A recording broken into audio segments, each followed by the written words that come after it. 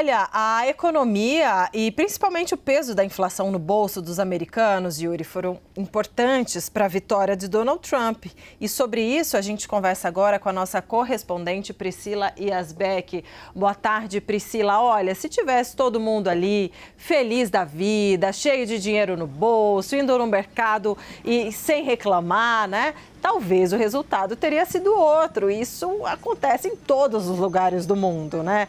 Conta pra gente, então, esse aspecto e essa avaliação. Boa noite novamente. Exatamente, Débora. Boa noite a você, Yuri, a todos que nos acompanham. Dizem que o bolso é o órgão mais sensível do eleitor e isso se mostrou muito verdadeiro durante essas eleições americanas. Os indicadores macroeconômicos podem até causar algum tipo de confusão, porque a economia americana chegou a crescer quase 3% no terceiro trimestre desse ano. Deve ser a economia que vai crescer mais dentre as economias do G7, que são os países mais avançados do mundo. Também o emprego está em níveis considerados muito saudáveis, a taxa de desemprego está em 4%, o rendimento dos trabalhadores subiu 3,9%. Então a gente se pergunta por que isso teria influenciado o resultado da eleição. Não teria beneficiado, então, Joe Biden, os democratas, Kamala Harris? Mas o que explica o que você falou é o poder de compra do americano. Então, para trazer um dado importante que explica muito do que aconteceu nos Estados Unidos, a inflação subiu 20%, os preços estão 20% mais caros hoje em relação ao primeiro ano da gestão de Joe Biden. Então, apesar de o índice de inflação estar em 2%, na casa dos 2%,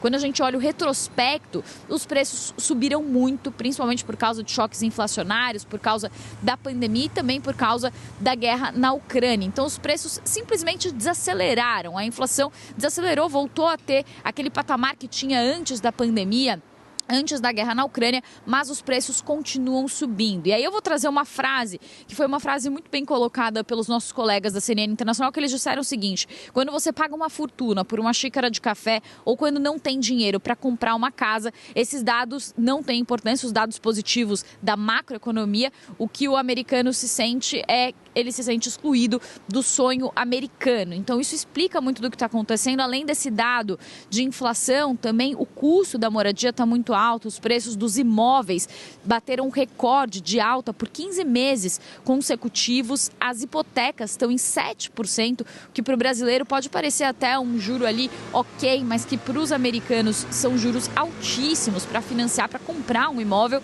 e só 2,5% das casas trocaram de proprietários, segundo dados recentes, que é o menor índice em 30 anos, ou seja, as pessoas não estão conseguindo trocar de casas. Também quem mora de aluguel, metade das pessoas que moram de aluguel gastam hoje 30% da sua renda com moradia. Então esses são alguns dados que explicam o fato de que o americano sente que ele não consegue mais participar do sonho americano, não consegue mais participar do sonho de consumo. Isso explica muito das eleições. Donald Trump soube explorar isso muito bem, enquanto Kamala Harris, assim como outros partidos de esquerda no mundo, progressistas, têm explorado muito mais as pautas identitárias que não representam essa insatisfação mais generalizada da população, como essa questão, por exemplo, da economia. Eu volto com vocês.